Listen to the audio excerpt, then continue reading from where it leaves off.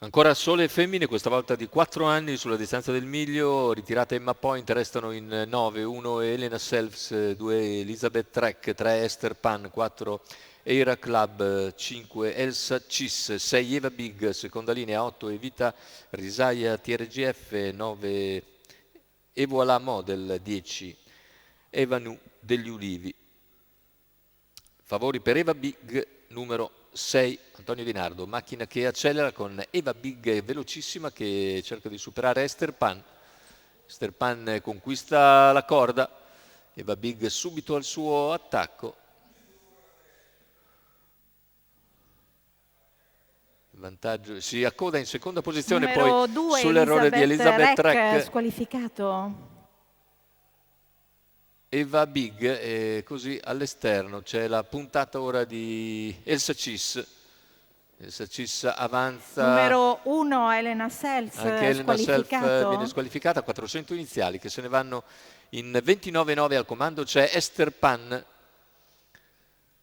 che conduce anche sulla piegata, all'esterno invece Elsa Cis, alla corda c'è Eva Big con a lato Evita Risaia TRGF, intanto 45-7 per i 600, situazione tattica invariata, nelle posizioni di retroguardia sono Eira Club e Evola Model con anche Evanu degli Ulivi che prende la via esterna e va in terza pariglia.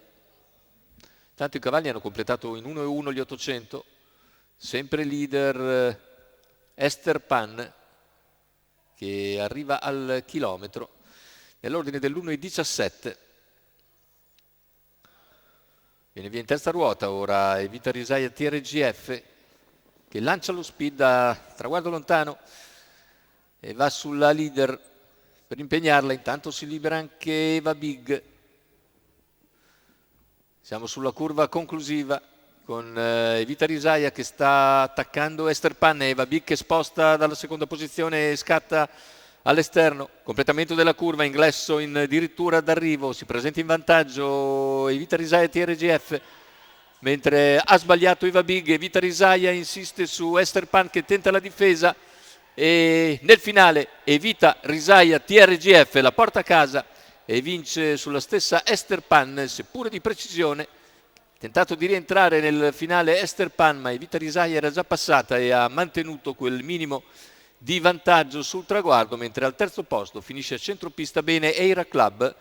Da seguire alla prossima, andiamo a rivedere le battute finali con Evita Risaia TRGF che mette qualcosa davanti all'avversaria e sul palo riesce a prevalere sulla stessa, mentre al terzo, non troppo discosta, finisce Eira Club. Il successo per Evita Risaia TRGF, Marco Volpato in sediolo per conto di Cosimo Fiore e della scuderia The Show Must Go On.